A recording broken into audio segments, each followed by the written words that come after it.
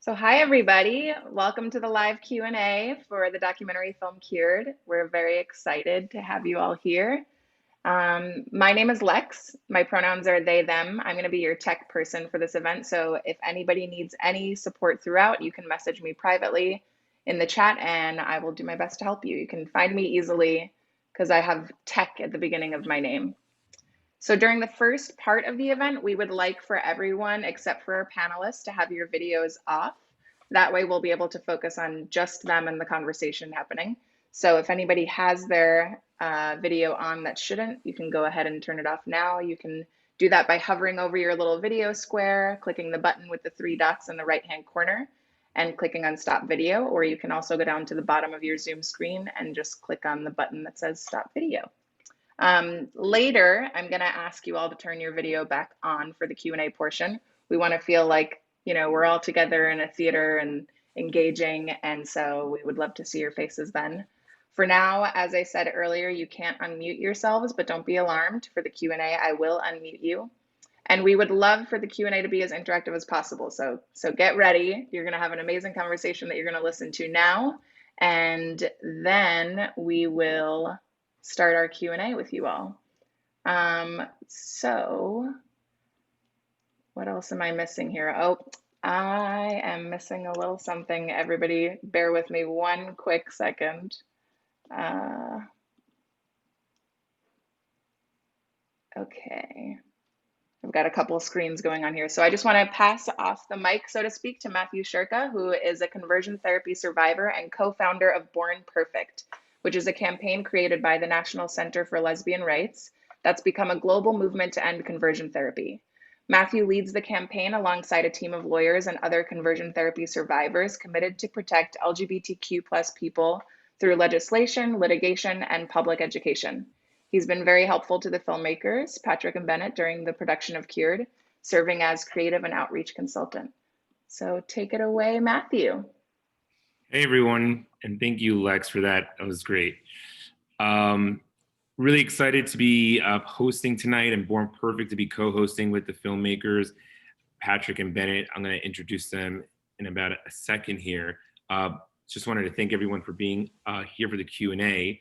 If you haven't seen the film yet, you could still see it anytime today, and tomorrow would be the final day. And if you still want to see it again or connect with the filmmakers, you can reach out to me or Patrick and Bennett afterwards. Just want to put that out there from the beginning if you haven't seen the film.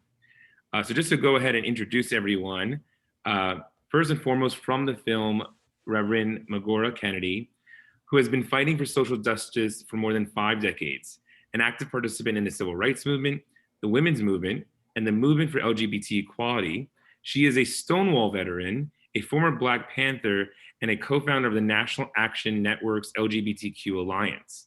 Reverend Kennedy describes herself as the gayest great-great-grandmother you'll ever meet. Next, we have Shannon Minter, who is the legal director of at the National Center for Lesbian Rights, one of the nation's leading advocacy organizations for LGBTQ people. Shannon Minter was lead counsel for the same-sex couples in the landmark California marriage equality case, which held that same-sex couples have a fundamental right to marry. In 2019, he received the APA, American Psychiatric Association's John Fryer Award, which honors an individual who has contributed to improving the mental health of sexual minorities. Next, we have Bennett Singer, who's one of the filmmakers, has been making social issue documentaries for more than 20 years. He won a DuPont Columbia Award for his work on Eyes on the Prize, the landmark PBS series on civil rights history, and co-directed Brother Outsider, a documentary portrait of the gay civil rights activist Bayard Rustin that premiered at Sundance and won more than 20 international prizes, including the GLAAD Media Award for Outstanding Documentary. I'm a personal fan of Bayard Rustin, and it's an awesome film. Last but not least, a person I've known for a long time, maybe the longest here, is Patrick Salmon, the co-filmmaker here with Bennett. A Washington, D.C. based filmmaker, is a creator and executive producer of Codebreaker, a highly acclaimed drama documentary about the gay British codebreaker, Alan Turing, that reached more than 3 million viewers worldwide. And well, that like in and of itself is an explanation point. Patrick started his career as an award-winning television news reporter and then spent 5 years working in the LGBT equality movement. So you have a awesome panel today, this evening, and I just want to acknowledge we chose this evening on specifically. Today's date is December 15th, 2020, and it is the 47th anniversary to the date that the APA Board of Directors voted unanimously to remove homosexuality from the DSM. We can share this later, but there's a link for anyone who has a reference if we want to add that to the chat. Tap press release when homosexuality was removed from the DSM list. So without further ado, I'm going to start with the first question, and this one's for Patrick. Please share with us, how did this film come about, and why did you decide to tell this story? Well, thank you for moderating tonight's discussion. Thank you for all your help with the film. We appreciate the help from Born Perfect and NCLR to help us spread the word about this film. And thanks everyone for your interest in watching the film and for tuning in tonight on the anniversary of this momentous event. I came across this story as a film idea about almost 6 years ago. A friend of mine here in DC had actually written a film treatment about the life of Frank Kameny. And my friend Charles Francis, who's the head of Mattachine Society, wrote this treatment. And one of the scenes, of course, has the man in the mask, John Fryer, who had this important testimony at the 1972 APA meeting in Dallas. And I had been familiar with this story a bit, but that scene sort of jumped out at me. And I thought, boy, I haven't seen a documentary about this. I was sort of wrapping up distribution efforts on Codebreaker. And so it immediately struck me as something that would be an incredible documentary. There had been an NPR podcast about it, but no film like this. So Bennett and I had met a few years beforehand. And so I recruited him to join the cause and help me sort of tell this story. And so we did our first interview in the spring of 2015. And, I joked that our country won World War II more quickly than it took us to make this film, but it's been worth the wait. And not that much longer. Yeah, so it's been really incredible. And, as Bennett and I dove into the story, we saw how critical this moment was in the history of our movement, because as long as we were classified as mentally ill, then business and government were going to use that as an excuse to discriminate. And we realized, of course, also the clock was ticking. And so we needed to get to work recording the voices of the people who lived this experience and helped create this amazing change. So we're really proud that we're able to include so many voices of the people who engaged in this fight. Yeah, I'm really impressed, when you're making historical documentaries, the amount of editing you go into archives, and I know we'll get to this a little bit later, but sharing that story through historical pieces and the voices of those who are no longer with us, it's really impressive. It's because I was on the edge of my seat watching the whole film, and it's really an untold story. It's incredible. Thank you. For Reverend Kennedy, just want to say, I'm so honored to have you with us today and understand, I'm going to just go right into this question. In the film, your mother was so troubled by the idea of having a lesbian daughter that she gave you the choice of going to a mental institution to be cured or getting married at the age of 14. I'm not entirely sure. Was it legal for a 14-year-old to get married, or was there a legal obstacle your mother managed to get around? Well, I don't know how she managed to do it, but yes, she signed papers for me to get married at 14 years of age. I was in Saratoga Springs, New York. I was born in Albany, New York, raised up in Saratoga. And yes, she did sign the papers for me to get married. Later, the marriage was annulled, although it had been consummated, because it was illegal for her to do that. Wow. And did you know that the gentleman before? I guess it's funny to say you don't hear about arranged marriages anymore, but it sounds like that. To a certain extent, he was a minister, and that was one of the things, I guess, that she figured would kind of make it okay, because he was older than me and he was a minister in a church in New York City. Wow. Okay, yeah, wow. You know, I was I have finally come to the conclusion, thanks to Patrick and I guess Bennett, the urgent. I am going to write my life story because, you know, as they say, truth is stranger than fiction. Some of the things that I look back on my life, I'm like, good Lord, I'm glad to be alive to still be here to tell the story. it's incredible. Which is Mhm. we're honored to have you for that So alone. I'm celebrating 82 years on the earth. So I'm, you know, I'm happy to be here. Incredible. Um, so one of the most electrifying moments and one of my favorite moments in the film is when you're with Barbara Giddings and you're confronting David Susskind on on television.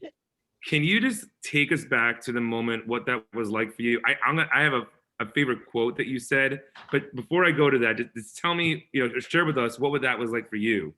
Well, before we went on air, one of the things was that David Susskind walked through and seen all of us. You know, I mean, he just totally ignored me. He just walked right on by me. And when Barbara Giddings put out her hand, he shook her hand and then rubbed his hands on his pants, like, you know, like he had done something nasty. And that made me angry. I mean, I got really, really angry. And I told her, I said, hey, you watch, we're going to get him one way or the other. So that was the thing. I mean, he just, you know, just acted like we were something beneath his feet to a certain extent on the way he acted. But we got him. Wow. The thing that struck me, and I don't know if it struck others, but when you said, it was actually during your interview watching the recording, you said, I'm not going to allow you to dictate to me who I am. Yes. And as a conversion therapy survivor, that was it was very affirming to hear that. And I can't even say how many times, even when I came out as a gay man, therapists or families or people I was connected to in my community had told me, you're never going to be happy. You're not happy. And even when I was saying how happy I was to come out. One of the things that why that happened was because kind of like, I don't know if they get the film is so old, but one of the comments that he had made was that you know, we needed to be oh gosh, that's so long ago. But he made a comment that made me make that comment. But the comment he made wasn't aired. The comment I made back at what he said, that's what was aired. That's why I said to him, I'm not going to allow you to do this. You know, I mean, you act like we are not human beings, and in my estimation, we are more human than you are. That was not filmed. So that's why that last part came out. I'm not going to allow you to do this. Yeah. Wow. Bennett, Yes. so tell us about this is what I was touching upon. Tell us about the production process, including the search for archival material. There's some things I have seen before in my work, things I had never seen before. And how long did it take you to make the film? And what are the most noticeable discoveries in your research? Sure. And like Patrick, I'm really grateful to you and Shannon and Reverend Kennedy for joining us, and to everybody who's tuning in. It's such a pleasure to be here on this anniversary tonight. So it only took us 5 years. That's really not so. I mean, World War II, you Amen, know. go right there. But it was a bit of an odyssey, and yeah, I think when we started out, we had lofty aspirations for digging and finding material to help tell the story, but we did make some amazing discoveries along the way. And I should say we had two archival producers on the team, Ritu Chandra and Luann Jones, who were intrepid. You know, they really didn't take no for an answer quite often, and just so diligent and so dogged, and that really paid off. So, you know, the discovery that the Susskind footage is one example where I never knew about that, which was actually, as I understand it, the very first time that out lesbians appeared on national television in America. So it was a moment, you know, a real moment for LGBTQ history. And because it was 1971, the topic of is homosexuality a mental aberration became a real focus. And it was because we discovered that footage that we then were able to search for and ultimately find, I'm so happy to say, Reverend Kennedy. And so that's one amazing discovery, you know, where the footage led us to a storyteller, a witness who was such a vital part of this story, and then to discover that the DSM diagnosis had affected Reverend Kennedy so outrageously, you know, as we already covered in today's discussion, to the point that her mother forged legal documents and you know, forced her to get married at the age of 14. You know, that's different than electroshock and lobotomies, but on some level, as a human rights violation, I would argue that it's comparable. You know, it's really a massive human rights violation. So that was one discovery. I would also say another major discovery was when we were searching through, Patrick and I spent about a week in Philadelphia at the Historical Society of Pennsylvania, searching through the 217 boxes of Dr. John Fryer's collection that were donated to this archive. And one of those boxes had a collection of miscellaneous audio tapes, which you can't stop us. So we dutifully got a tape recorder and sat there hour after hour listening to, like, I think there was one tape about like bird watching and bird calls, a lot of organ music that Dr. Fryer loved. But amid this kind of collection of very miscellaneous audio was his speech, this electrifying speech that he gave to the 1972 APA annual meeting in Dallas. And to hear it in his voice is just really such a gift, and such, yeah, electrifying, I guess is the word, because we had been thinking we might need to get an actor to portray him and to revoice the speech. And I think no matter how brilliant the actor, it wouldn't have been the same. So to have that authentic material is amazing. And I guess the last moment or a discovery I'll mention is there was a 1973 segment on 60 Minutes that we discovered, which again, I don't think has really been seen since 1973. It's really obscure, really rare. And in that segment are extensive interviews with Charles Silverstein and Ronald Gold, who became two of our main storytellers in the film. And so wherever we could, what we did, as you saw from the clip of the Susskind Show with Reverend Kennedy, is juxtapose the present day reflections of our storytellers who are now in their 80s or 90s. In the case of Kay Lahuson, who's in this picture here on my screen, that's her carrying that sign. She's now, is it 90 or 91, Patrick? Yeah, she's just turned 90 in Right. January. And, you know, but wherever we possibly could, we combined or juxtaposed the present day interview reflections and commentary from these heroes who are well into their 80s and 90s with their younger selves 50 years ago. And so that's the heart of the film. And I yeah, like Patrick, I'm really glad that we managed to get it done. The funding came through from PBS and other sources, and I think, yeah, the time is really auspicious to have this story about activism and social change at this time in American history. Yeah, it's really impressive. You know, and I hadn't seen anything like that. Of course, I know about homosexuality being removed in the DSM list, but this story isn't really, it's almost like less about the APA and more about these activists that came together to find Dr. Fry. And that's the untold story. It's incredible. My next question is going to be for Shannon, and Shannon is a legal director at NCLR and oversees Born Perfect as well. And Shannon really got involved. His first job at NCLR, I just want to add this, when he came in '93, if I'm getting the year right, was a litigation case on conversion therapy, and really has been at the forefront of what's the legal process of ending conversion therapy. So Shannon, what was your reaction to the film, and how do you think this story connects to the ongoing battle to end conversion therapy today?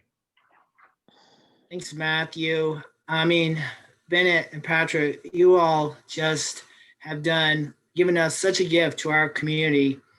I am just blown away by the material that you found. I mean, as you just noted, that you actually got the voice of John Fryer when he made his dramatic presentation to the APA and literally changed our world forevermore. I mean, I can tell you as a lawyer, I've been involved in the marriage equality in, the cases leading up to the Bostock decision, you name it, every, civil rights issue affecting our community, because I've been doing this for 30 years. And I can tell you in every single case, we talk about the APA in our briefs, we talk about the APA's decision to depathologize homosexuality. And that has just been the foundation of so much of our legal process, including, there's a beautiful passage in Obergefell that talks, the marriage equality decision, that talks about that decision in just very eloquent terms. So, I mean, this history is so important, and it's so important that we remember it. I mean,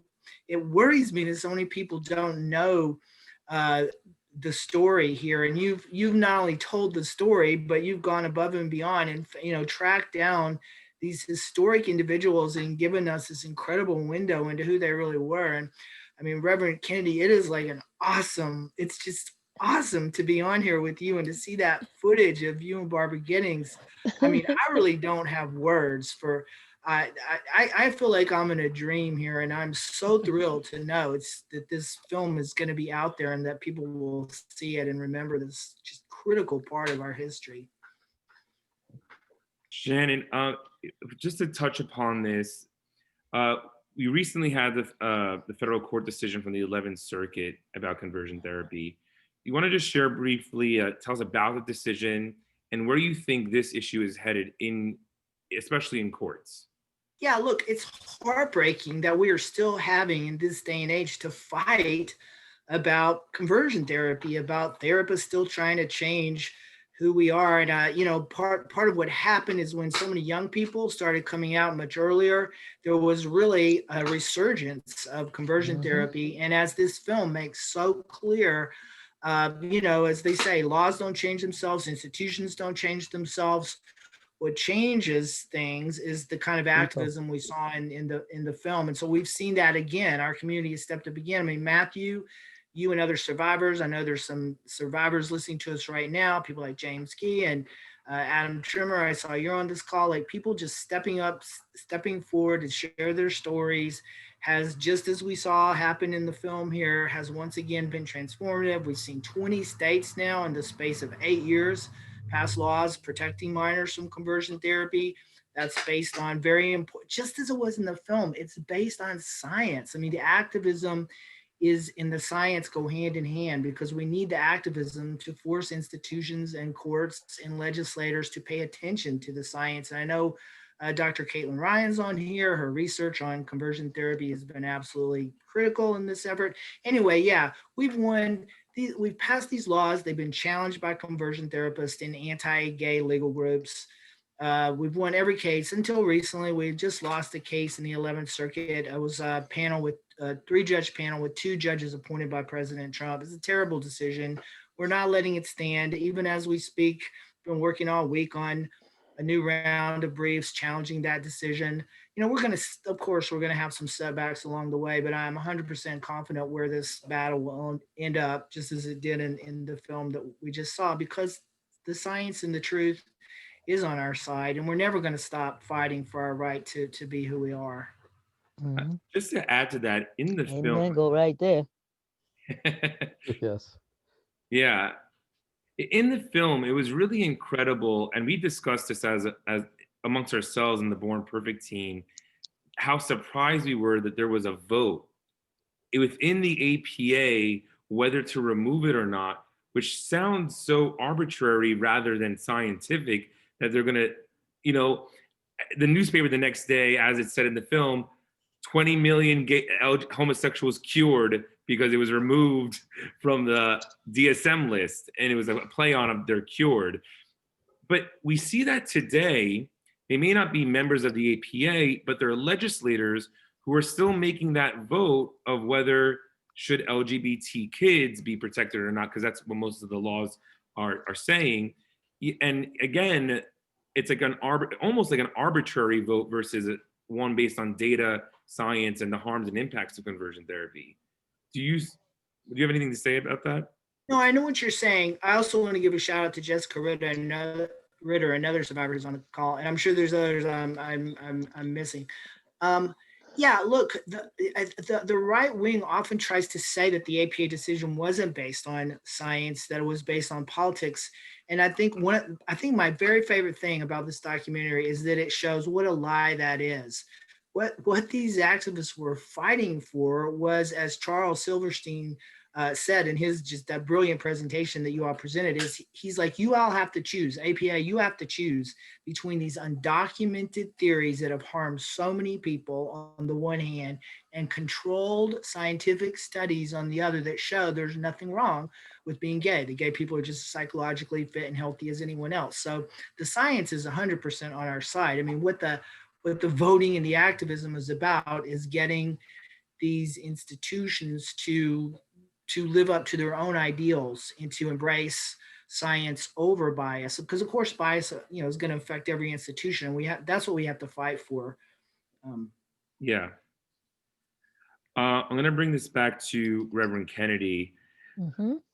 We as a society, we're having this conversation at the end of the year when millions of people have been in the streets fighting, and in some cases dying for racial justice. The battle that is chronicled in CURED is different, and in your own experience, but is different in many ways from today's Black Lives Matter movement. But as someone who has been fighting for racial justice as well as for LGBTQ equality for decades, what lessons do you think we can draw from the film about how social change happens and about the importance of speaking truth to power? The thing that has to really be understood is, first of all, racism is systemic in this country. The fact that for 50 years, a lot of the stories that have been told over the 50 years did not involve the people that were really out there in Stonewall in 1969. For instance, Marsha P. Johnson was in the Stonewall Inn when the cops went in there to raid. And those days in 1969, the cops had a sign with them, "This is a raided premises." And Marsha P. Johnson snatched that sign and ran out. The next thing was that Stormy DeLaveray, who was a bouncer at Henrietta Hudson's, the cop walked up and slapped Stormy.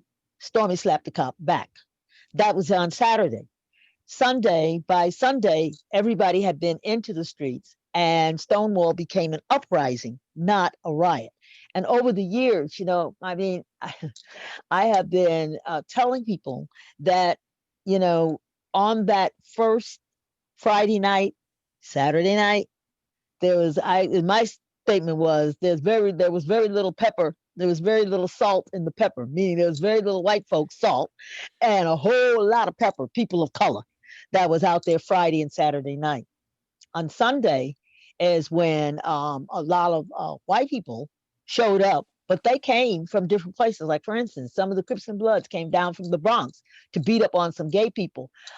These so-called Christian people were coming with their Bibles and sticks to beat up some gay people. And that could really be our Bloody Sunday, because they got the surprise of their life because the gay people fought back. We were in the streets from that Friday until that Monday. The next year, the first march that was organized by Jim Owls, and we marched from Washington Square Park up to Central Park to Sheep Meadow. We left out of the village with about maybe a good, I would say, 700 to 800 people to march up to Central Park.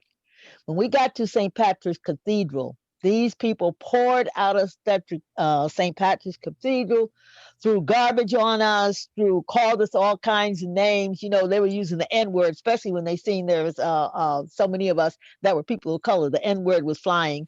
And, everybody was, what they said, niggers, faggots, and bulldaggets. We need to clean this up. And their whole thing was, this is what they were doing.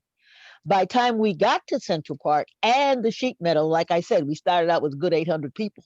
By the time we got to the Sheep Meadow, maybe there was 100 of us, if there was that many. Wow. All this because of the fact that There were people that were lesbian and gay, and there were people of color. Now, as the years went on and people began to feel safe enough to really come out the closet on their jobs, in their homes, a lot of the young people felt the brunt of that because young people were getting thrown out of their homes really young, 12, 13, 14 years old, and they were living on the pier in New York City at the end of Christopher Street. So the thing was, what I look at is that the fight was going on. It was in the streets, and it was in the Psychiatric Association. So there was an outside fight. That to me, I'm being part Native American and being Caribbean. I said the spirit of revolution was going over the people, especially gay people, and we got sick and tired of being sick and tired. It all started because at Stonewall that Friday, there was people that had came. There were drag kings, drag queens. Everybody was dressed up there in their finery to go uptown to view Judy Garland. And what had happened was the lines were so long, to get to view Judy Garland. It's poured down rain, and everybody's finery got messed up. So they went back to the Stonewall Inn to lament on what had happened. They didn't get to see Judy Garland, all their clothes and everything was messed up. And this was the night that the cops decided to pull one of their famous raids in Greenwich Village at the bars. Prior to that, the cops would come and raid the bars. They would bring a woman, a policewoman, which they didn't even call them police women back in those days. They called them matrons. And if a woman was in men's clothes and didn't have on bra and panties, she was going to jail. A man, if he was dressed up like a woman and didn't have on like boxer shorts or a t-shirt or something, he was going to jail. I mean, I say that the police in Greenwich Village got rich off of taking everybody's jewelry because everybody was wearing bling, and it was the real thing because that was the only time they could dress up was like on the weekends and wear their jewelry. And of course, the cops just took it and took them off to jail. Wow. Yeah, it's so incredible to hear that firsthand account of that week and that weekend or week in 1969. It was a weekend, Friday to that Monday. We were in the streets. I'm gonna move on quickly as I want to have cute people. And before you move on, I just don't want people to forget Marsha P. Johnson, Stormy DeLavere, and Sylvia Rivera. Yeah. And they're transgender people who, like transgenders, are still fighting, and like transgenders of color get killed more than other transgender people to this day in the 21st century. Yeah. It's true, and that's something we all have to work on. This movement is not completed. It's, in many ways, feels like a beginning still, but there's work for us to do. I know you have more to say, but I just want to make this point too: that when same-sex marriage equality was signed into law in New York State, it was signed by Governor Cuomo, and that was shown all over the world. I wouldn't have known that, but my son lives in Australia. And he happened to call and say, Mama, we saw Governor Cuomo signing same-sex law marriage into law in the state of New York. After that, marriage equality is legal in all 50 states. But if gay people don't, when they go to City Hall and wherever they go to get their license, they have to let them know this because it is legal in all 50 states. But it was shown around the world by Governor Cuomo signing it in New York State. And it was seen in Australia, England, France, Germany, and another country. I'm 82 years old. Sometimes things escape me, but it was shown in a lot of countries. That much I can say. Yeah, I'm a New Yorker. I remember that in 2011, and I think everyone. Yeah, it's a reminder that the whole union has that right now. For Bennett and Patrick, for the people who are with us today, especially, let's talk quick about outreach and engagement, the outreach and engagement campaign for this film. As many people know, this is going to be aired by PBS later in 2021. Will also be turned into a scripted series. What are your goals between now and for 2021 with the campaign? And how can people who are joining tonight during the Q&A organize their own virtual event featuring this film? Bennett, you want to start? Sure. I mean, the essence of that is we do have a national broadcast coming up on PBS on Independent Lens, October of 2021. But in the first 10 months of next year, we're really eager to use the film as a way to bring groups of people together, as we're doing tonight, to focus not only on building awareness, but also sparking action. You know, it's awareness plus action. And a big goal is thinking about the history of cures and how that ties into ongoing efforts to ban conversion therapy. Absolutely. I think seeing this film can mobilize people, as Shannon so eloquently suggested earlier, and that's a big goal, to use the film to bring people together and think about what they can do, what actions they can take in the fight against conversion therapy. Secondly, we're really excited about the idea of using the film to bring together people of different generations and to spark intergenerational dialogue with, for instance, Reverend Kennedy and some of the other heroes in the film, connecting with students from GLSEN and other high school organizations or activists, young people in their 20s. So that idea of what was it like to come out, you know, in 1950 or 1960, or there's such a theme in the film of parents and children, Reverend Kennedy's story being one, but then think about Richard Socarides and that story of coming out to his father, Dr. Charles Socarides, who takes out a gun and says, "You can't do this to me," or Charles Silverstein and his mother in the laundry. So this idea of what is it like for gay people of different generations, I should say LGBTQ people of different generations, to come out and to find themselves and to find their authentic truth. I think that's an incredibly inspiring possibility, and with Zoom and breakout rooms, because much of this will be virtual as long as it needs to be, there's the potential really to bring people together, old and young, from all across the country in these really innovative and I think powerful ways.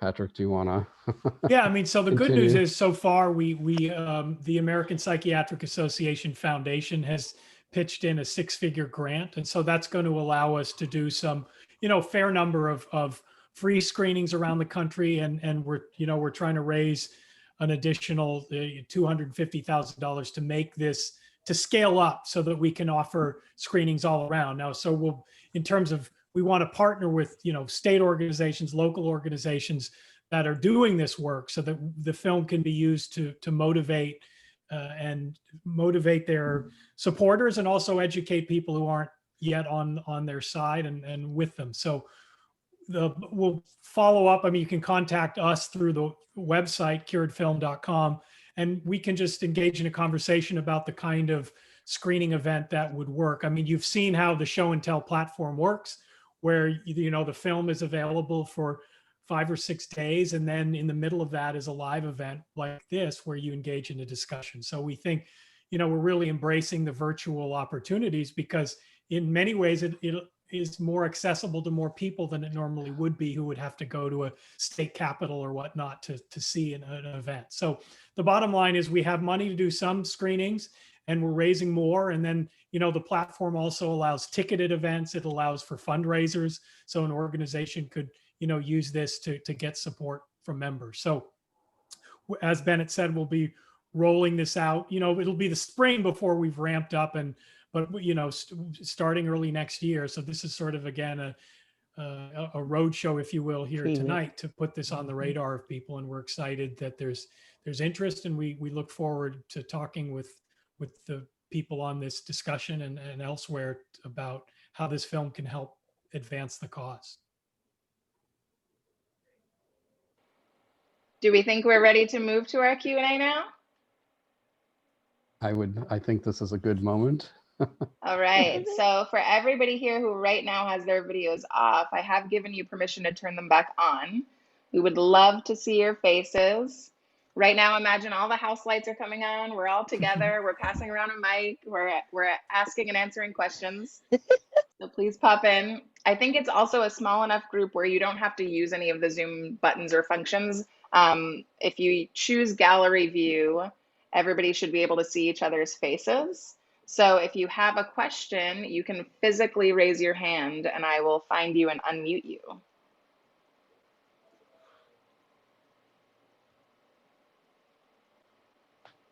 Don't be shy. I think I saw James. James? Yes. All right, go for it, James. All right. I thank you so much, everyone, for being here for this incredible film. This is more of a statement than a question, which is that I've heard, I'm a psychotherapist. I've been part of the advocacy efforts with the Born Perfect campaign and whatnot. And I've heard and read a lot of the pieces of the story, but the way that you weaved it together in the visual and auditory and video and photographs and just melded it all together helped it come to life for me in a different way than I'd ever experienced before. So I just wanted to acknowledge that and share my gratitude. I think this film brings out so much visceral emotion. There were moments when I was like cheering and crying and goosebumps and just really, really impactful and ultimately inspiring with the kind of advocacy work and efforts and change that we can do as a community. So I just wanted to say props to y'all for that. Very well done. Thank you. Thank you so much. Thank you. We love it when people cry. Right. You're making us happy when you say Tears of joy. no, I mean, not to joke about it, but no, I really appreciate that. And if there is an emotional reaction, that's very gratifying. So thank you for sharing that. There can be tears of joy, you know. Very true. Yes. I'd love to call out Caitlin Ryan if I can, if Caitlin, you're okay with that. Caitlin's just done some incredible research. I don't know if you just want to share very briefly some of your work on this from where you're at with the Family Acceptance Project. Sure. I'm a clinical social worker and a researcher. I've worked on LGBTQ health and mental health since the 1970s. And I actually know probably most of the people in the film, although I haven't seen it yet. I did the first research on LGBTQ youth and families, and then developed the first family intervention and support model. I work primarily with ethnically, racially, religiously diverse families with LGBT kids, and our research identified over 100 behaviors that parents and caregivers use to express acceptance and rejection of their LGBT children. And we measured those behaviors to show how they affect risk, suicidal behavior, substance abuse, risk for HIV, depression, self-esteem, access to care, et cetera, and also well-being. And interestingly enough, we were the first to study conversion efforts in adolescence, but it's really more complicated because there's not just taking your child to a therapist or a religious leader to change them. All of the rejecting behaviors that parents do at home, behaviors like preventing your child from having an LGBT friend or participating in an LGBT support group or telling them you're ashamed of them or making them pray or attend religious services or excluding them from family events and activities because of who they are. All of those behaviors are actually focused on trying to change, prevent, deny, minimize, or really obliterate that child's LGBTQ identity. So it's been really interesting for me, the shift from conversion efforts, you know, in the 50s, 60s, 70s with adults. And as Shannon spoke, Shannon and I met on that first case, I believe, when Shannon was working those early cases in the early 90s with conversion efforts in adolescence. And I remember going to those meetings of all of the right that was really called out to begin at that time to start to repress the efforts of organizing in schools to generate safer schools. And that's when we began to see a proliferation of materials, radio spots, audio tapes, books, programs that reparative therapists were creating and selling at these various conferences and events. And What? then, as you know, Shannon, generating those conferences and events around the US to engage and involve families with this. And the biggest challenge from my perspective now is the shift to engaging change efforts with adolescents, with minors.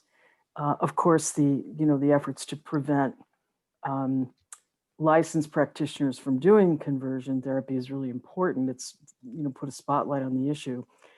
But most of it happens at home, and most of it happens with religious leaders and with people who are not licensed practitioners. So the big effort then becomes, how do we create a groundswell of providing guidance for families to show them how the the behaviors that they engage in, a whole range of them, are actually not only extremely harmful, but can kill their LGBTQ children, and also that there are other behaviors that they can do to respond to their children that can help support their child's well-being. And the parent doesn't have to accept a child's gay or transgender identity, but they can understand that they can support their child without having to accept an identity that they're not ready for. And so our focus has really been, we've been implementing our model in southeastern Michigan for about 7 years, working with many African-American families, and working in Utah and lots of other communities in behavioral health and foster care. And we've been able to help families change those behaviors that are putting their children at risk, and actually learn to affirm their LGBT children. But the biggest problem I see is that the focus on conversion as the worst or the only element of change obscures what's beneath the surface. And I think in the past, had young people come out at the ages that they're coming out now, for about 15 years, I've been seeing many kids coming out under age 10, not just as transgender, but also as lesbian, gay, or bisexual, especially in communities of color. And we don't really have services in place to support these diverse families, including linguistically diverse families. And this is a huge challenge. And I'm wondering if there's a way, as you do, the focus on CURED. I haven't seen it yet, so I don't really know all that's in it. But to also focus on what's happening with children and adolescents, and the impact of family rejection, which is the fact that we can actually intervene to stop those behaviors, and we can do it at the family level, and we can do it with diverse families, is something that I think is absolutely critical, that families understand that there's a way to protect their child from harm without giving up deeply held beliefs. Although, of course, those of us who work with adolescents know that when you work with families long enough, they move. They don't stay where they are. They grow and change. So that's some of what I've been doing. And of course, our work has shown that, these family rejecting behaviors, that a high proportion of those behaviors contributes to a more than 8 times greater likelihood of attempted suicide, or a 6 times greater likelihood of high levels of clinical depression, or almost a 4 times greater likelihood of using illegal drugs, putting oneself at high risk for HIV. So these behaviors, now we have a metric to show that all of the behaviors that try to prevent that child from being who they are really conversion efforts. They're all reparative efforts, whether they're done by a professional therapist, or an ordained clergy, or someone who puts out a shingle, or the parent, or family members, or caregivers, or the foster parents. And it is the vulnerability of these children when they're really young, I think it's a great concern. And Shannon and I have talked about this. How do you legislate, parenting? It's very, very difficult. We have to use, I think, a different kind of frame that engages and helps parents understand that the terrible impact that this has on their child's whole sense of the world, and what their lives could be like and are like, and how it really shapes and frames their behavior. Into their Caitlin, yeah, your research has been so revolutionary. It is the we've cited every 20, all the 20 states that have passed laws has been absolutely critical. All the court cases has been critical. And as you've taught me, we're really talking here about not just passing laws, but about a cultural transformation and changing the way families see their LGBT young people. And I want to give a shout out to Adam Trimmer. His mom is one of the few parents who's stepped forward and modeled exactly what Dr. Ryan is talking about. You know, that there's you know the power of supporting your own child, and she's talked about her incredible regret at facilitating Adam having gone through conversion therapy. And Matthew, your mom's been very, very supportive as well. One Yeah, of the so there's things, if I may break in here, the thing that happens is, I don't know how you would bring this all together, but Reverend Troy D. Perry started Metropolitan Community Church about the same time we was in the streets in 1969, 70, in that era. To have a place where lesbian and gay people could go who still had, Christian beliefs or beliefs, to be able to have a place to come to worship. That church spread all across the country. In the Black community, Unity Fellowship Church was started by Archbishop Carl Bean, who's also here. He wrote the song "I Was Born This Way," and also he had been on Broadway. He had been in the gospel community and had been kicked out of the gospel community. He was one of the Shirley Caesar singers, had been kicked out of the gospel community for being gay. A lot of Black gay people are in churches today, and some of them are out, and they are now moving to. A lot of Black churches are moving to become like gay friendly, but for those people, I would suggest to Dr. Ryan to reach out to this Reverend Pat Boomgardner, who is the pastor of Metropolitan Community Church here in New York. She has Sylvia Rivera, a place where young people have been able to be sheltered. We have Unity Fellowship Church in New York and in Harlem with Bishop Zachary Jones. Out in California is Bishop Carl Beam, who is the founder of Unity Fellowship, who was ordained by Reverend Troy D. Perry. So there are alternatives. I don't know how many people reached out to Harvey Milk High School, and also there is a gay high school here in New York. So, there are, it's coming about how we could bring these people all together, and I'd love to help to do that. Yeah, I actually know Troy, and I worked with Carl in the early days of AIDS and worked on some projects with him. So I know a number of the folks, and Uni Fellowship is a big LGBT friendly movement out here as well. So that's a great resource for our community. Okay. And I would say, Caitlin, yeah, it's so inspiring to hear more about your work. And if there is a way, once you see the film, for us to partner with you and use the film or clips from the film, because there is so much in what you said, I think, ties in thematically to pieces of the film. And, as Reverend Kennedy is also saying, so I do think there's a lot of synergy and potential, and to harness the story in the film and your work and people's motivation for change via events or screenings. So we would love to brainstorm with you as we're at the beginning of this project and this campaign. Now that the film is done, like, how can we use it as an effective and strategic tool to really help support the kind of work and research and impact that you and Born Perfect and related organizations are so committed to. And also, Sounds I would great. like to say, also is that as a senior and as an elder, as being 82 years old, I'm also able to talk with people, about their children, but I also been able to reach out to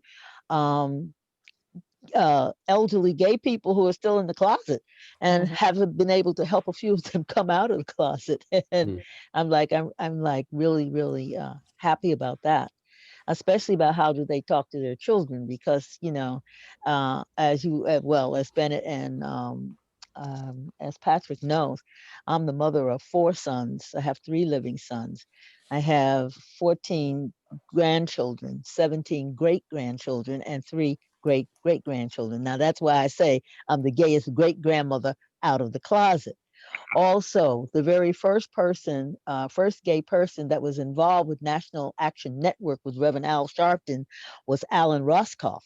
And it was through Alan Roscoff and meeting Reverend Sharpton, and then also being one of the first openly gay people in National Action Network that stuck with it over the past 30 years. Alan Roscoff is instrumental. I mean, he'd come and he would go. But again, people of color being able to see somebody that looked like them made a big difference in the years of National Action Network on the 30 years. Well, yeah, very, really impressive. I know we're running out of time, so I'm not sure if does anyone else want to raise their hand physically. Yeah. Hi, good evening, everyone. Go ahead. I just wanted to, say like this is just really profoundly important. I'm somebody who came into the community just under 10 years, and I don't have a lot of this information. I learned about major LGBTQ events like the Stonewall uprisings only a few years ago. And I've come in like really forcefully trying to learn a lot in a short time. I know Elizabeth Schwartz and Shannon Minter here. I'm a lawyer as well. And it's really good to hear this information. I think it's also helpful for other places. I'm also Jamaican. I happen to be visiting Jamaica right now. And in countries like this, where it's really very difficult, it's helpful to see that America had this very recent. And I feel it gives a lot of hope to other countries to say like, hey, America looks like it's great, but we've had a lot very recently. So it gives hope to all these other places as well. So I really appreciate learning more, and I look forward to seeing the film. Thank you. Thank you.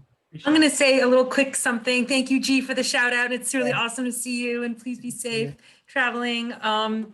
So this was Shannon, you couldn't have said it better, that this was such a gift to the community. This film, the footage was just so spectacular. So it was great to hear, you're digging through the archives, and the audio is so, you're right, just so special. I loved the Freudian slip of Dr. Hartman when he caught himself and he said like revolution instead of resolution. That was like so perfect, it was like so great. And then he thinged it because he's the therapist, right? So he had to, but one of the things, so I'm here in Miami, and Shannon was talking, Shannon and Matthew, thank you so much for your amazing work, and just continuing the fight. I feel like if I were a victim of conversion therapy, I feel like I just would be like curled up in a ball in my bed and like a drug. Like I just feel like you're such heroes for being able to process. Hi, Adam. Thank you for showing your face, for just being able to process, what you've gone through, and using your stories, and just, I can imagine just maybe just triggering re-trauma to just to help others talk about it and to come out. So I really appreciate it. And you mentioned this loss that we had, this momentary loss. I'm certain that Shannon and the National Center for Lesbian Rights will come in and save the day. But this conversion therapy ban loss that we had here, where they make this awful argument that they should be allowed to do conversion therapy because it's the First Amendment. And I noticed in the film, there was a reference to the First Amendment as well early in the film, right? And so I guess maybe my question is for Shannon and just the brains behind the National Center for Lesbian Rights. Sorry, Shannon. But how do we stop this weaponizing of the First Amendment? Like, how do we argue in a way? How are you going to win this argument? Because this ridiculous elevating of the First Amendment. I mean, we know, yes, I think who said it, Justice Ginsburg, like, your right to punch ends at my face. Like, we've got those cute little quips, but like, how are we going to get past this? Because I feel like we're never going to get these conversion therapy bans to really to hold, to take, and to save lives if we don't win this First Amendment argument. Yeah, well, the First Amendment argument is based on a complete misapprehension of what mental health treatment is, and that's why the key to success, and again, this film illustrates that so perfectly, is the alliance between mental health organizations and professionals and advocates. Because mental health, when you're going to see a therapist, you don't go to the therapist so the therapist can express the therapist's ideas to you. It's not an exchange. It's not a debate. It's not the therapist is like, oh, here's my opinion about X, Y, or Z. It is based on science. It's based on scientifically tested protocols, diagnoses. Therapists are they're engaging in an actual medical treatment that's designed to help someone improve your mental health. It's not like standing up on a soapbox and expressing an opinion. So come on now. That 11th Circuit opinion is actually very anti-science. And it actually talks about the APA's change of opinion about homosexuality in a terrible way. They're like, hey, look, one day they say this, the next day they say that. It's all just a bunch of opinions. So I think people have to wake up and recognize that some of these courts, judges that we're seeing now, recently appointed ones, are really undermining core institutions in our society, like science, mental health professions. So every mental health professional that's on here now or listens to this later, we really, all of us need to stand up and defend the integrity of the mental health profession and the science that is based on. So, yeah. I have a question. Yeah, I have a question. Go ahead, Uh-huh. Reverend Kennedy. Yeah, so I have a question. Where exactly are these conversion therapies taking place now? Why I'm asking that is because we back in the day, we took it to the streets then. Can't we take it to the streets now? Go these places and demonstrate against what they're doing? Yes, we absolutely can, and we should be doing that. We actually had a case of a lesbian teenager in Texas who got sent to a religiously based conversion therapy like camp. And we were going through a whole legal process to try to get her out of there. But then what happened is a bunch of activists showed up and started picketing in front of that facility. Yes. Single day, and they let her out immediately. Like yes. It was honestly, it was a wake-up call for me as a lawyer, because I get too far into my legal world. I mean, the law is important, legal advocacy is important, but taking to the streets and speaking up and organizing and protesting, yes, we need to be doing that too. And thank you for saying that. Because one of the things I learned being in National Action Network and being with Reverend Sharpton. By the way, Reverend Sharpton and my son are the same age. My son that lives in Australia, they're both the same age. So Reverend Sharpton is like my son, but he's also my leader. The thing is, Reverend Sharpton always says, two things happen. You got to hit them in the pocketbook. You got to hit them where they live. You go to where they live, you demonstrate and you don't give up until things happen to go the way you need them to go.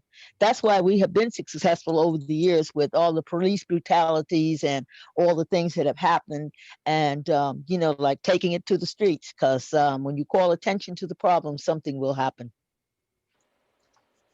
Yeah. Wow, this is such an amazing conversation.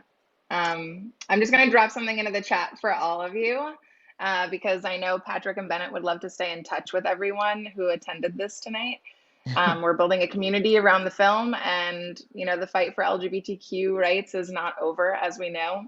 So I just wanted to share some of those links with all of you so you could follow the film on social media, and you can contact Patrick and Bennett about hosting your own virtual screening.